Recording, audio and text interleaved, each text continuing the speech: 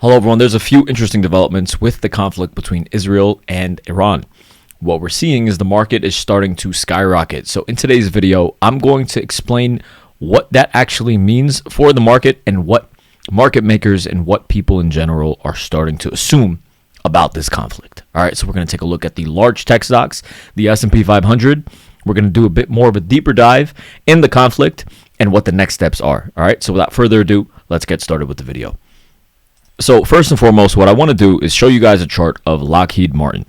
Lockheed Martin is obviously a weapons manufacturer. If a conflict between Israel and Iran would do would continue, right? Stocks like Lockheed Martin would do very, very well. So what we see instead today was Lockheed Martin was down 4%. If the premonition, if even like if there was a whiff that this conflict was going to continue very aggressively, Lockheed Martin would be up 15 to 20% in a day. But that's not currently the case. So this is one aspect that I want to show you guys. Another aspect was crude oil. So this is a daily chart of crude oil. And we can see that crude oil also had a red day. Crude oil dropping like this essentially means that if Iran was going to continue getting bombed, right, crude oil would spike upwards because supply would be sucked out of Iran and from that entire region. So if supply would go down, demand would increase and the price of oil would skyrocket. Instead, what we're seeing today is oil is getting a bit of a pullback. Now, do I think that this is just an automatic reason to think that this conflict is not going to continue? In my opinion, all right, this is my thought process and this is my general sort of analysis without going too deep. All right, number one, what we're seeing right now is Iran has a far superior means of attacking and missile strikes on Israel. Israel is not able to defend itself properly on its own. So the first 2 days of this conflict, Israel began to be getting bombarded and in Tel Aviv and in Haifa. This prompted Israel to ask for help from the French, British, and the US governments. So these governments also began to help intercept Iranian missiles. They've also been not successful. Tehran and Iran basically has continued to bomb and land missiles on large cities and large power plants, electrical grids in Israel. Now, basically, there's a very large vested interest for the UK, for the United States, for European countries in general, for continued strength in the Middle East, which is fine, right? What we're going to end up seeing, in my opinion, is they really don't want Israel to lose its stronghold grip on the Middle East, because Israel is essentially going to be the extension of the United States in the Middle East for its economic benefits, for the oil that's in the Middle East. Great. If Iran continues to attack, right, then the United States is going to be forced to enter the war, and they're going to really try to decapitate Iran. I don't think so. The reason why I don't think this is going to turn into a world war is because Iran is not going to get any help maybe from its allies. I doubt Russia and I doubt China are going to get sucked into a war alongside Iran. At most, what we're going to see from its allies is Iran is going to just get weapons, or they're going to get weapons sold to them by the Chinese or Russia, maybe, probably, right? But aside from that, it's definitely, it would take a miracle, in my opinion, for the United States not to really get involved in this war. But essentially what's going to end up happening is, say, for example, another thing, let me just go ahead and make this a bit bigger. In my opinion, I think it's becoming too late for a truce I don't think a truce is going to occur between Israel and Iran, and here's why. Essentially, if a truce was to start, Iran 100% is going to ramp up its nuclear weapons facility, and it's going to try to make a nuke. Yemen is going to ramp up their weapon supply. Iran is going to ramp up its ballistic missiles production. A truce is just going to give an opportunity for Iran and its allies to get their stockpiles back up. This, I don't think, even from a military standpoint, this is just not even a good idea, in my opinion. I would be shocked if there was a truce. I think it's gotten too far gone, because now that there's some sort of direct conflict between the two countries, it makes it so much easier and simpler, more justifiable for the United States to intervene directly. Before, there might have been a need for some sort of Iranian direct attack to the United States. But because Israel is getting attacked and losing in such a way currently, it's a bad look for the United States. It's a bad look for all of Israel's allies. And it really, really dampens the strength that the United States has in the Middle East due to the weakness that Israel is showing. This is going to also potentially give more backbone or strength to the Arabs that are nearby Israel. And that is also very, very bad for the economic benefit of the European countries that are in control of the Middle Eastern oil. So that is, I think it's a little too far gone for a truce to occur. If it does happen, I would be really, really shocked. What I am also not really concerned about is I'm more so interested in seeing how over the weekend there was a lot of terrible news. There was a lot of attacks landing on Israel. Regardless of how bad the attacks were, crude oil continued to fall. Lockheed Martin continued to fall. We saw shipping companies. Obviously, if trade routes and shipping routes were disrupted, shipping companies should have taken a hit. What we're seeing today is shipping companies started to skyrocket, up 5-6%. This is showing that in the short term, people are not as convinced that Iran would close the Strait of Hormuz, or there's going to be some sort of I mean, at this point, maybe they've calculated that the United States is going to be directly involved.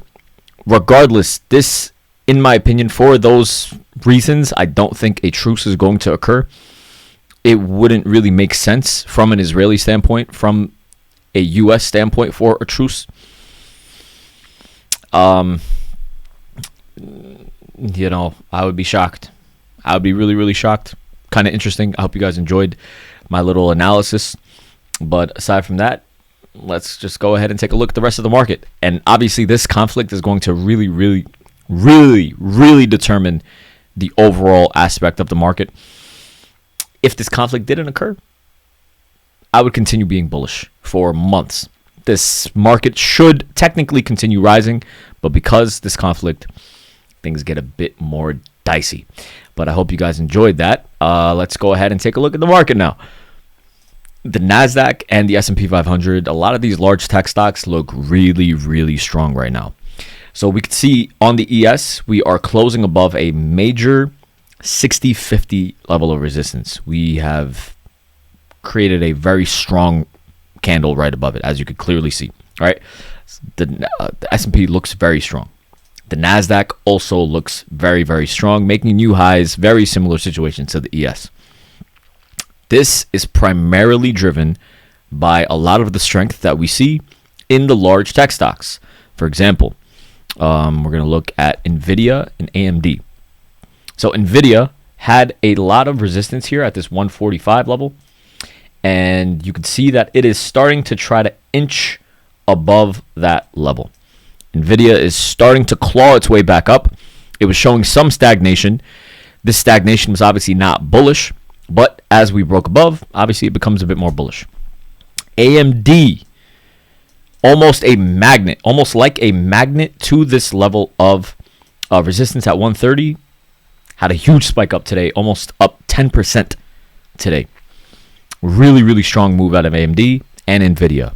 Both very important to monitor because they are chip AI related stocks.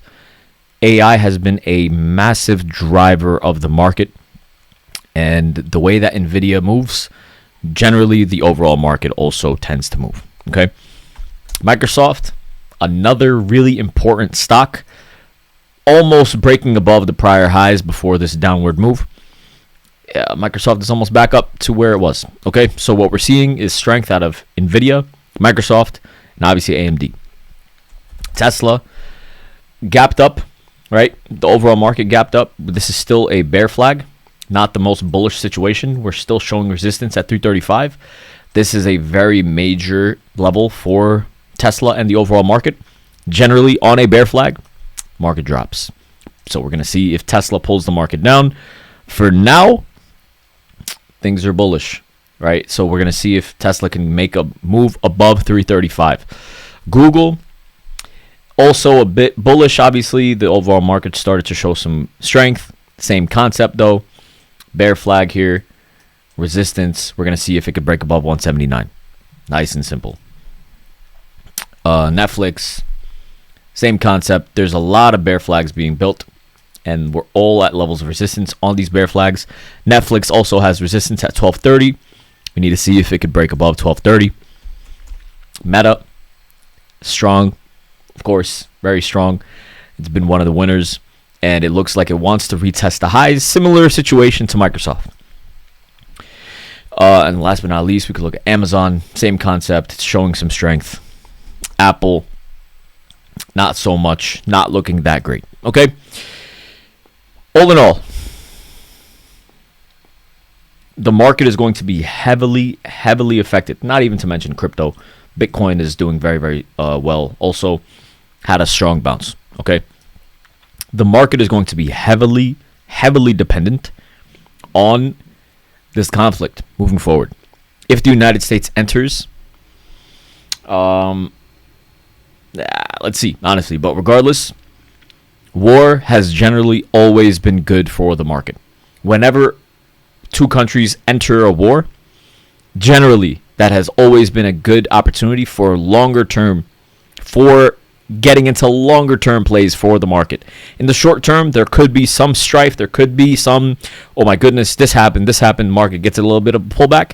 But in general, war has always been good for the market. It's always been a historical good dip buying opportunity for the market. What I'm interested to see, though, is how this war specifically is going to affect oil. Because if oil gets affected heavily, crude oil, gas prices are going to skyrocket. Gas is not going to be the $3, $4, $5 a gallon, $2 a gallon that you guys have in the United States. It's going to end up being above $11, $12 a gallon. That's going to cause massive disruption in the supply chain and oil prices worldwide.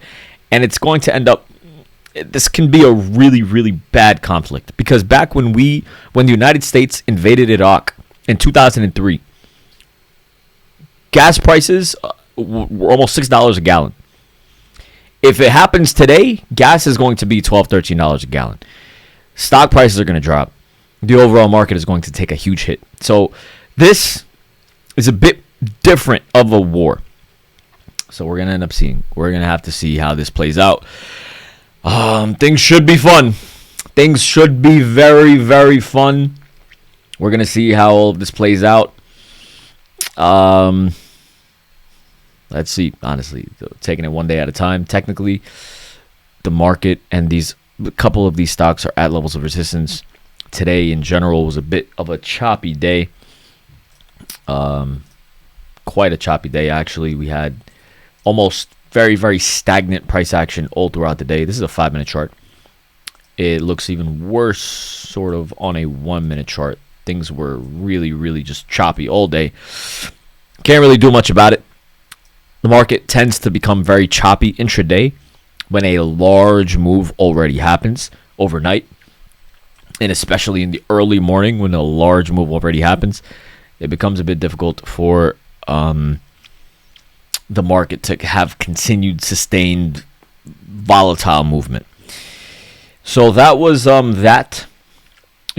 Overall, we're just gonna have to take it one day at a time. Last but not least, we could also take a look at the VIX. The VIX still holding above this $17 level is obviously very bearish, because the market has an inverse relationship to the VIX. So if the VIX is rising, that means the overall market should be falling. So the VIX holding above this $17 level is bearish for the overall market. Aside from that, all eyes are really just going to be on the large tech stocks and this conflict day to day. What I'm interested in seeing is how the market is going to respond once the United States deliberately takes force and action in the market. All right, so I hope you guys, enjoyed the video.